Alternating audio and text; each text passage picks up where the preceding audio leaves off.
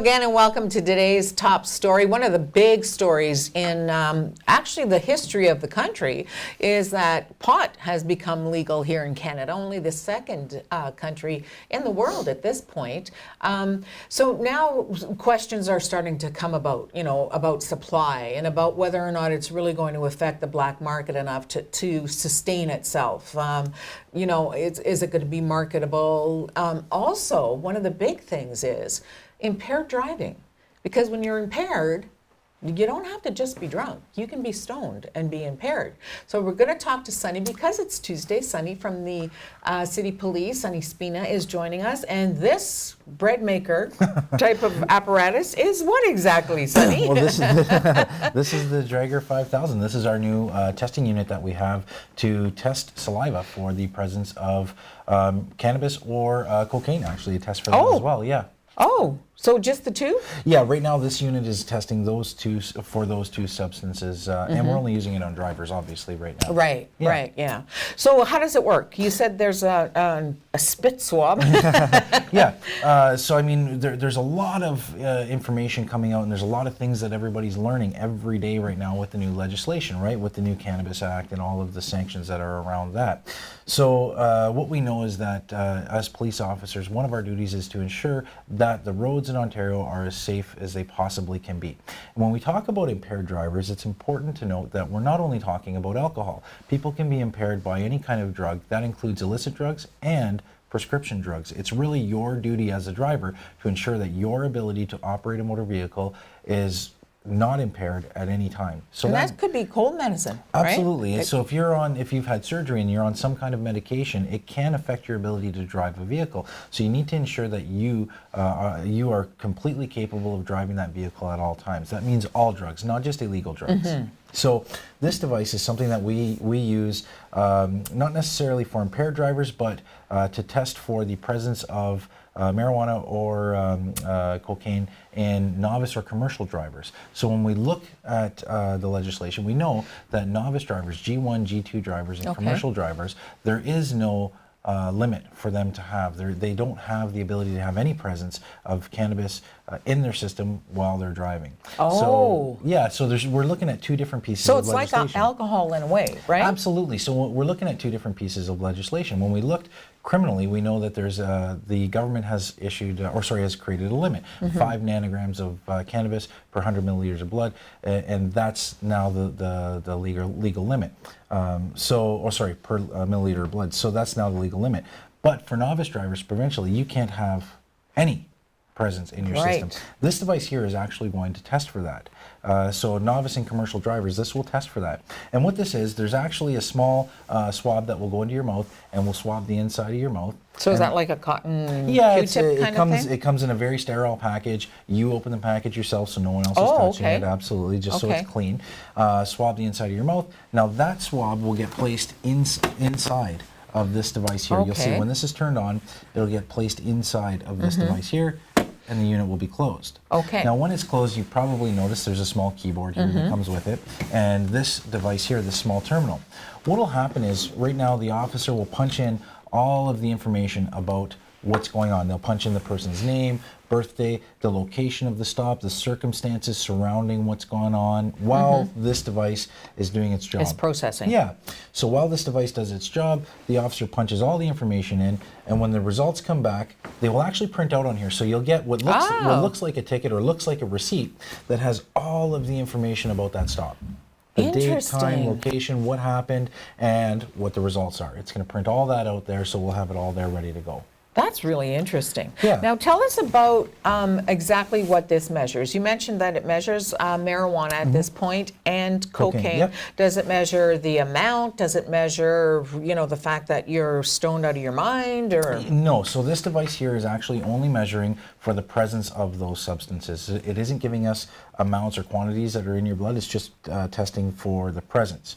When we talk about impaired drivers, we actually have, and we've had them for quite a while. We have experts that work for our police service who are officers, and there's two different levels. There's something called a standard field sobriety technician and a drug recognition expert.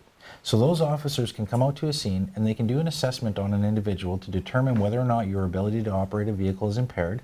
And not only can they do that, they can also tell you what drug you're using or what drug you're impaired by. That was going to be my next question. So when you pull somebody over, do you first give them a breathalyzer and then do this, or do you do both? Yeah, that's a very good question. So when officers are initiating a stop, especially for impaired driving, we're going to develop grounds along that stop that lead us to believe a person is impaired either by alcohol or by drug. If they're impaired by alcohol, we're certainly going to make a demand that they provide a sample of their breath into an approved device, and that will be analyzed, and we can tell how much alcohol is in their system by that device. It's So going to you know measure. right on the roadway that they're impaired. Well, we know through the device that we have. We have actually two devices. One is at roadside, one is at the station. Right. The one at roadside tells us what level a person may be at, whether they're at a fail, or whether they're at a 1, or whether they're at a pass. I see, okay. But to get the exact numbers, we have a device at the station that measures the exact numbers, right?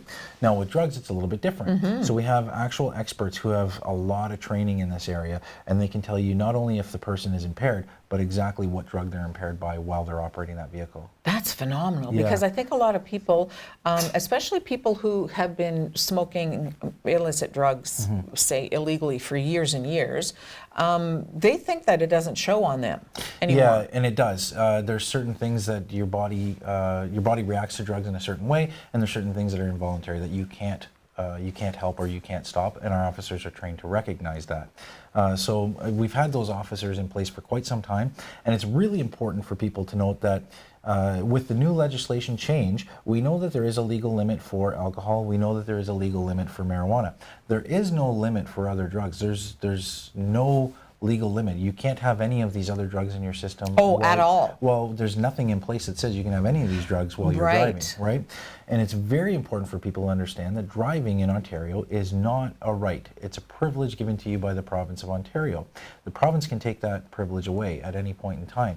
So you do not have the right to operate your vehicle and put other people at risk by being impaired on our roadways. You know what? I think that's a really good point to make. It's a privilege. Absolutely, and it's something that our government allows us to do, and we have to be licensed and we have to go through the proper training and pass the testing, and they can take it away very quickly. It's not a right that we all have inherently, so it's important for people to know that we have to do our own due diligence to ensure that everyone is safe on the roads. Now, do you think that the Draeger will end up being in each of the vehicles, each of the police vehicles? Or if somebody gets stopped and there's a suspicion that they might be stoned, do they have to bring them back to the station to use the machine? How does that work? No, we wouldn't put one of these in every one of our vehicles, but we would have them accessible to all of our vehicles. I see. So certainly they look rather bulky, but they are fairly portable, and our officers can move them around very, very quickly to any point in our city in order to conduct any test. Where I would imagine you would see a lot of these set up would be ride programs. You'd see a lot of officers set up with these right at roadside at ride checks. That's a really good idea. Now, is there any time when a driver can refuse to take this particular test? Well, yeah, you know, everyone has, I guess, the ability to refuse, but lawfully no. There's a lot of sanctions in place that the law says, no, you have to provide samples. There's absolutely no problem with people asking our officers those questions. Our officers will tell you, and if a person just isn't quite sure, there's nothing wrong with speaking to a lawyer about it as well. We're not going to take offense to that. We want you to be fully informed when you're making decisions, but it's very important that you do make your decision based on the right information. So if you're just not feeling like you have the right information, ask. It's okay to ask our officers. It's all right, and certainly if you want to speak to counsel first, absolutely give us make that request, and we'll do our best to help you out with that. Now, you mentioned that if somebody's pulled over and a police officer has an inkling that there is marijuana or cocaine abuse taking place, you can call for the Draeger to come to the scene.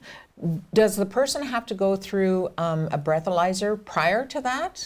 No, not if we're suspecting that the person is impaired by drug. If we're suspecting someone's impaired by drug, there's no sense in having them provide a breath sample, because we're not going to get any readings on that. So we wouldn't do that. We would be simply reacting in the way that we would investigate drug impairment. Boy, those officers who are trained to determine, whether somebody is impaired and then to determine how they're impaired, they really need to be on the ball. Yeah, you know what? It's a very extensive training course that they go through, very, very extensive. And not only that, they're actually required to keep up their certifications every year. So they have to do a certain amount of tests every year, and they have to continue with their education. They don't just get certified and then that's it, you're done for life. They actually have to continue with that. So these officers have made a significant investment of their own time in order to get trained and maintain that level of training.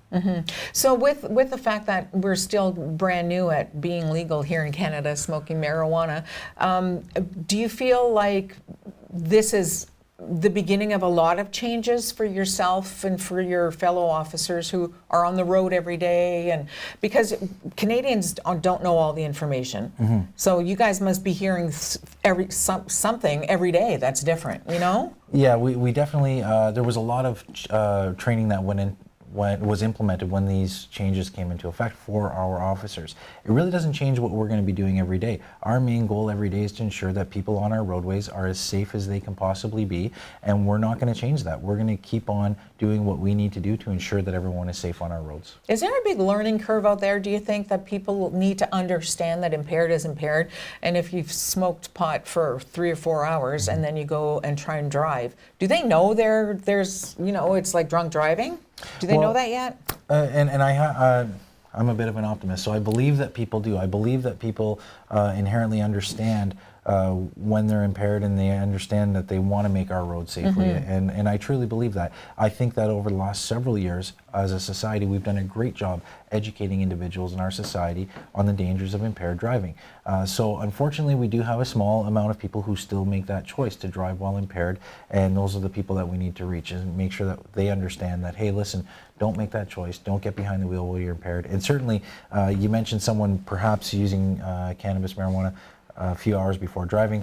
You can't be smoking while you're driving either. That's another law that's out there. You can't be in your vehicle smoking while you're driving either. Just like you can't be just drinking out of the bottle. Absolutely. So yeah, same idea. Exact same thing. Right. Yep. Well, thanks so much for the information. No problem. It's always great to come in and show you what some of our new devices are. Yes, it's very let interesting. you know what's happening in our Let's city. call it the bread maker. Sure, you got it. Thanks, Sonny. We'll see you next Tuesday. Thanks. We have more top story coming up right after this.